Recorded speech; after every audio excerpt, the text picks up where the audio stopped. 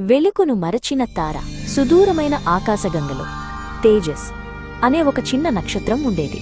అది స్వచ్ఛమైన వెలుగుతో ఆనందంతో ప్రకాశిస్తూ తన చుట్టూ ఉన్న విశ్వాన్ని వెలిగిస్తూ ఉండేది. దాని నవ్వు కిరణాలై అంతటా ప్రసరించేది. ఒకరోజు తేజస్ ఒక సుదీర్ఘ విశ్వయాత్రకు బయలుదేరింది. అది ఒక గొప్ప నాటకంలో భాగమని దానికి తెలుసు. వెలుగు యొక్క మహాసూర్యుడి నుండి దూరంగా ప్రయాణిస్తున్నప్పుడు అది ఆత్మవిశ్వాసంతో నిండి ఉంది. తన ప్రయాణంలో తేజస్ మహలధిస్మృతి అనే దట్టమైన ధూళి మేఘంలోకి ప్రవేశించింది.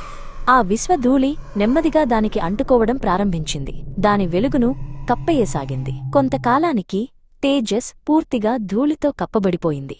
తన వెలుగు దాదాపుగా ఆరిపోయింది. తాను ఒకప్పుడు నక్షత్రమని మర్చిపోయి కేవలం ఒక బరువైన కాంతిహీనమైన రాయిని అని అనుకోసాగింది.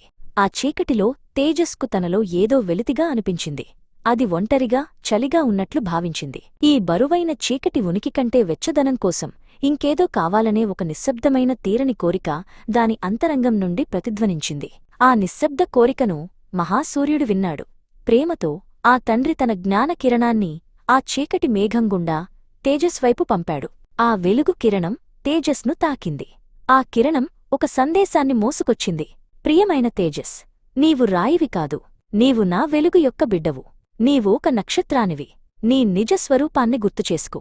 తేజస్ తన దృష్టిని మహాసూర్యుడి నుండి వస్తున్న వెలుగుపై కేంద్రీకరించింది. అలా చేస్తున్న కొద్దీ దానిపై ఉన్న ధూళి పొరలు పొరలుగా రాలిపోవడం ప్రారంభించింది.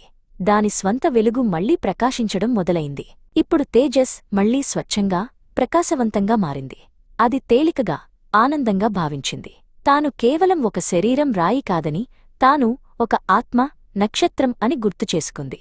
తన పూర్తి వెలుగును తిరిగి పొందిన తేజస్ ఆనందంగా తన ఇంటికి మహాసూర్యుడి వైపుకు తన తిరుగు ప్రయాణాన్ని ప్రారంభించింది.